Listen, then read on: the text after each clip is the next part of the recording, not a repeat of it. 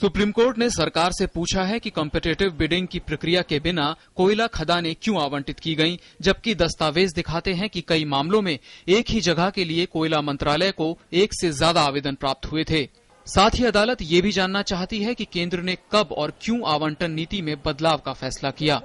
दूसरी तरफ केंद्र की नीति का बचाव करते हुए अटॉर्नी जनरल जी.ई. वाहनवती ने कहा कि नीति में बदलाव की शुरुआत 1991 से हुई। उन्होंने 90 के दशक में आई आर्थिक मंदी का हवाला देते हुए कहा कि खराब वित्तीय हालत के चलते कॉम्पिटिटिव बिडिंग संभव नहीं थी। देश में बिजली उत्पादन की हालत बेहद चिंताजनक थी, जिसे दूर करने के लिए निजी कंपनियों को क्षेत्र में आने की अनुमति दी गई। केंद्र की दलील है कि इन निजी विद्युत उत्पादक कंपनियों की कोयले की मांग पूरा करने में कोल इंडिया लिमिटेड सक्षम नहीं थी। ऐसे में इन कंपनियों को कोयले की आपूर्ति सुनिश्चित करने के लिए खदानों के लाइसेंस देने का फैसला किया गया।